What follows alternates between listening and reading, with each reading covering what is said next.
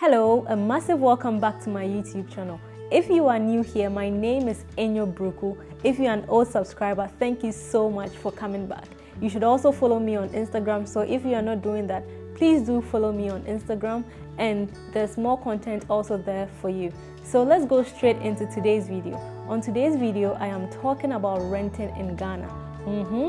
Renting in Ghana. I've had so many people ask me questions about renting in Ghana, and I thought I'll just do a short video to tell you all the things you need to know. This is based on my perspective. There are so many advices out there, but I'm sharing with you my top tips for renting in Ghana. Let's go right into this video. So the first thing I want to talk to you about is the budget. Make sure you're not paying anything above 30% of your end of month salary. This is very important because you should also bear in mind that you are catering for other expenses in your life. Also have in mind that security is very important. You don't want to live at a place where you feel unsafe, because the home is one of the safest places to come to. So always try and find something in a neighborhood that is really safe and secure, so you don't feel unsafe living in the place where you should feel most safe.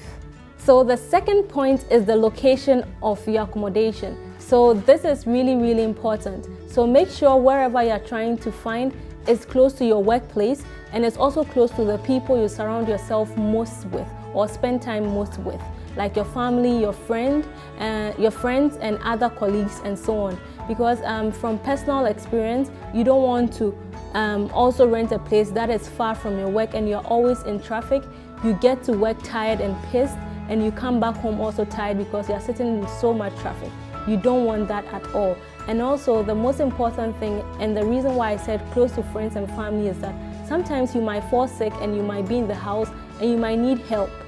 And if you are not really close to anyone, it becomes so problematic for you. And also you should be close to your church, because you would go there frequently, and also to all the other hangout spots you really hang out at. Because the idea is that when the place is close to all these places, you spend less money on transportation, and also you don't really bother about leaving the house too early or returning home too late. The third thing would be the type of accommodation you want to rent. Are you looking for something that is serviced or something that is non-serviced? For example, when it's serviced, you know everything is catered for, and you don't have to worry about the hows, the whats, and the whens. But if it is not serviced, you have to worry about the hows, the whens, and then the when. And so guys, be mindful of that. But in Ghana, most of the times the service ones are a bit expensive and the non-service ones are a bit affordable because of the fact that this added benefits are not attached to it. So you should also bear in mind that if it's not non-serviced, sometimes it can also mean that you need to finish it yourself.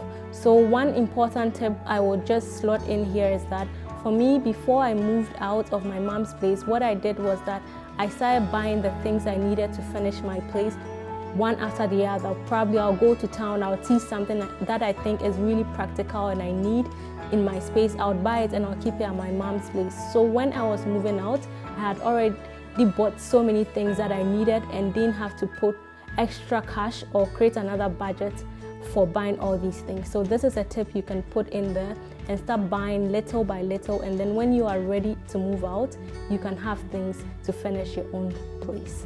Also make sure that you have created a budget for paying for your utilities if it's a non-serviced apartment, because with a service one, sometimes the price is all inclusive and you don't need to cater for this. But if it's non-serviced, you need to bear in mind that every month or at the end of every month, you need to pay for your utilities and stuff like that. So always create a budget for that. The other tip would be your contract. So before you actually pay the money, make sure you are actually renting from the right person, because there are so many people who are out there who are like duping people just because they are saying they are the owners of a place, but they are literally not. It almost happened to me. So guys, make sure you are renting from the right person, and also make sure whatever transaction or however you send the money, make sure it's going through a bank account.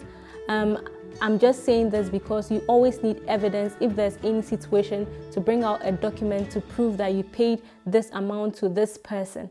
And also make sure that you read the contract very well before you sign, because once you sign, everything there is binding. So make sure you've gone through each phrase or each paragraph or whatever is stated there and cross-check. Feel free to ask your landlord questions. Make sure you understand each and every single thing there before you sign it. You sign the contract, which is very, very important. So decor, right? So decor is also something that you can look into. So some places you can really find cheap and affordable decor in Ghana is Melcom. Melcom has a variety of things you can look into. And then one of my places that I really enjoyed going to, where they had second-hand furniture and stuff, was close to the La Paz overhead. So if you want something that you need, or if you need something that is thrifted and something that is not too expensive, you can look into that. If you have any questions on finding this place, just write a comment or send me a DM on Instagram at @enyobruku, and I'll plug you to the right people to see when it comes to decor. Also, you can use local artisans, but you should make sure that you are always checking on these people, because sometimes working with local artisans can be very complicated. The other tip would be shared apartments. So shared apartments can be a brilliant way to lower costs. So what you can do is you can rent with a friend or you can rent with a family member, and then you split the costs in renting the place. This is also something that puts less pressure on your pocket when renting. So these are the tips that I found very important and something I thought you should note before renting in Ghana. There are several other tips out there. Please, if you do have any more tips to share with me, please, and my followers, please write it in the comments below and we would gladly read it. Thank you so much for watching this video till this part. Feel free to share, feel free to comment, and feel free to like. And there's more content that's going to come for you.